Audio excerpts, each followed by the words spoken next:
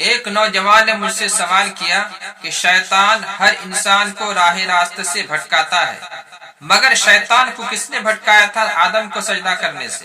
کس چیز کے بنا پر آدم کو اس نے سجدہ نہیں کیا تھا؟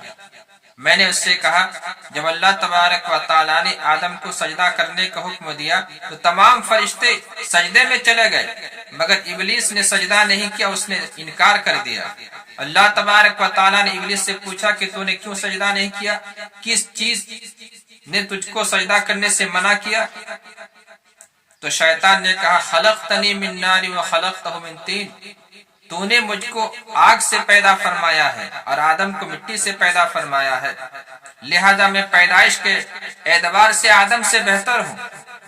اس نے دلیل دی، آگ جب جلائی جاتی ہے تو اس کے شعلے اوپر کی طرف جانے لگتے ہیں، جب مٹی کا ڈھیلا اوپر پھینکا جاتا ہے تو مٹی کا ڈھیلا نیچے ہی آتا ہے، اس کے اندر پستی ہوتی ہے۔ آگ میں بلندی ہوتی ہے، مٹی میں پستی ہوتی ہے۔ تو شیطان نے کہا، میں آدم سے بہتر ہوں پیدائش کے اعتبار سے۔ تو تکبر کے بنا پر ابلیس نے آدم کو سجدہ نہیں کیا تھا، اور ہمیشہ ہمیشہ کے لیے اس پر اللہ کی لعنت ہوئی، تکبر کے بنا پر۔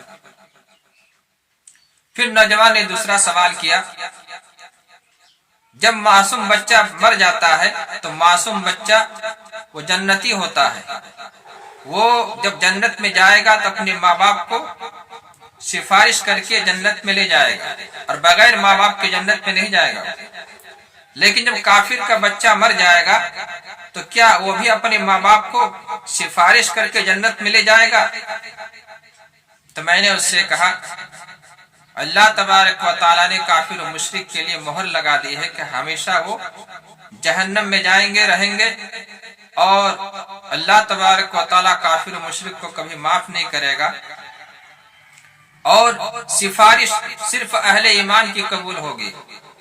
یعنی نبی جب سفارش کریں گے تو اہل ایمان کی سفارش کریں گے، کافر و مشرک کی نہیں، اور کافر و مشرک کی سفارش اللہ قبول نہیں فرمائیں گے، اہل ایمان کی سفارش قبول ہوگی۔ اس لیے ایمان والوں کو بھی ضرورت ہے کہ ایمان کی حفاظت کرے، اور صرف سفارش پر ہی بھروسہ نہ کرے۔